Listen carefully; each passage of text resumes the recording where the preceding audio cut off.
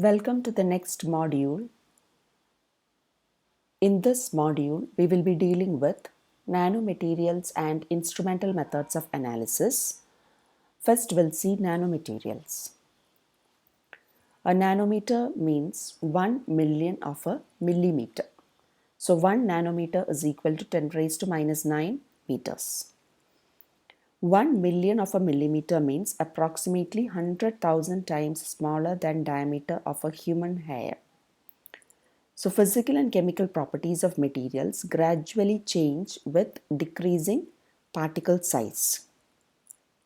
A nanomaterial with same structure and composition will show different properties when the size of the material is slightly varied.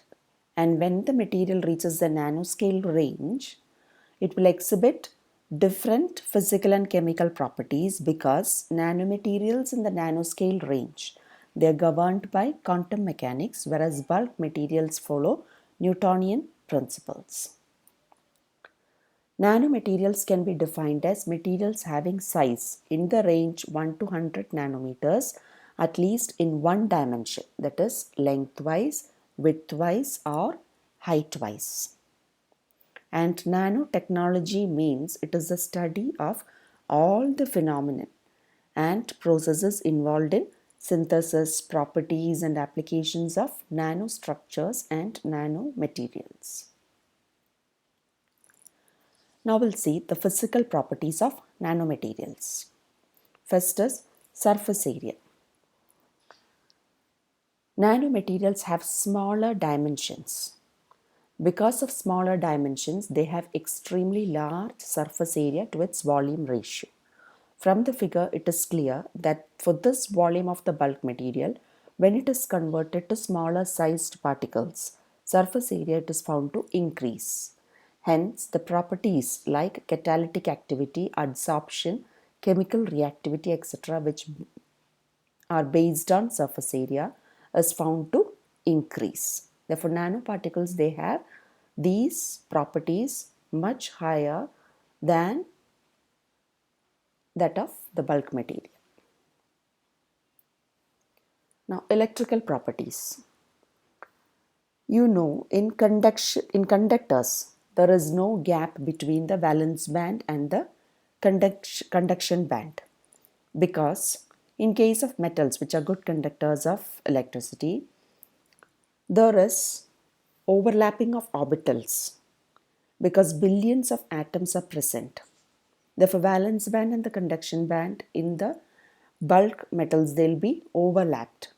But in nanomaterials, only very few atoms or molecules are present, and therefore electronic bands and conduction bands, they become separate because there will not be any overlapping of orbitals taking place in nanomaterials. Hence, a gap will be created between the valence band and conduction band. And if the gap, if it is small, it will be semiconductors. Whereas if the band gap between the valence band and the conduction band, if it is high, they'll become insulators.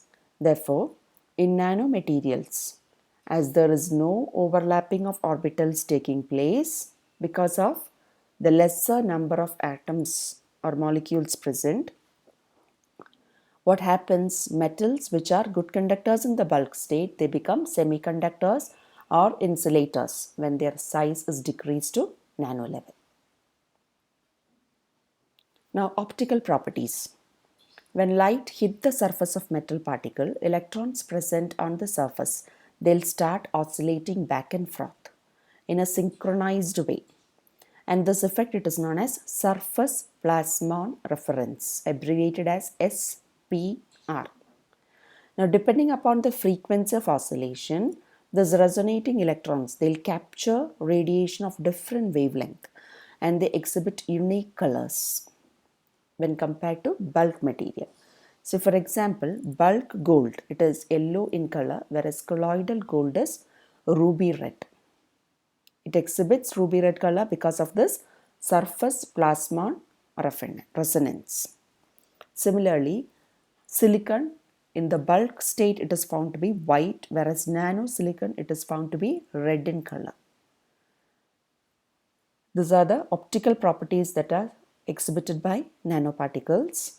Now, nanoparticles, they also have light scattering effect.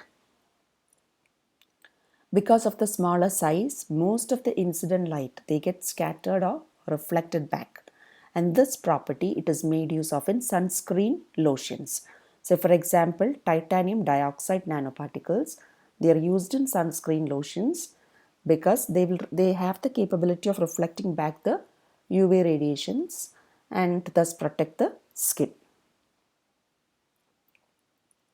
Now, thermal properties. As the size of the material decreases to nanoscale, the melting point decreases. Melting point means it is defined as the temperature at which atoms or molecules in a substance, they have enough energy to overcome the intermolecular forces that holds them together in a fixed position in the solid. So as the size of the material decreases to nanoscale, the melting point, it is found to decrease because the surface atoms, they will be in contact with only fewer atoms in nanomaterials. Therefore, they require only lesser energy to overcome the intermolecular forces. Thus, it is found that cadmium selenium nanocrystal in the nano state, that is 3 nm cadmium selenium nanocrystal, it melts at 700 Kelvin, whereas the bulk crystal, it melts only at 1678 Kelvin. So bulk crystal, it is having a higher melting point compared to the nano crystal. Now, catalytic properties. Catalytic property, it depends upon particle size. So when the size of the particle, when it is reduced from bulk to nanoscale, surface area, it is found to increase, and hence catalytic properties also increases.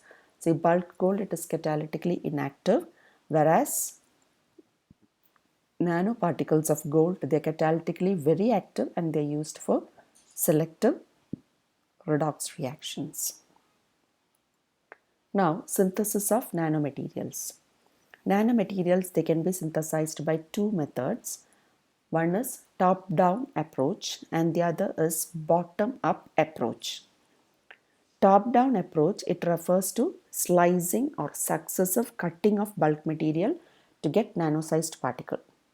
Bulk material, it is cut to form powder. Powder, it is again converted to nanoparticle. This is top-down approach. Whereas bottom-up approach, it refers to build-up of a material from the bottom. Here, nanomaterial, it is built by assembling it from building blocks such as atoms and molecules. So atoms, they will combine and form molecules or clusters, and these clusters, they'll form the nanoparticles. And generally, bottom-up approach, it is more advantageous than top-down approach. And the main advantages of bottom-up approach is that it produces nanostructures with less defects and more homogeneous chemical composition. So bottom-up approach, it is found to be much more effective than top-down approach.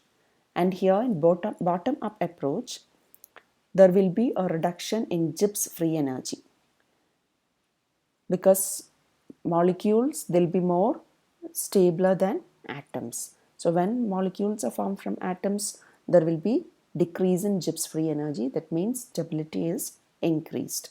So bottom up approach, it is more advantageous than top down approach. Thank you.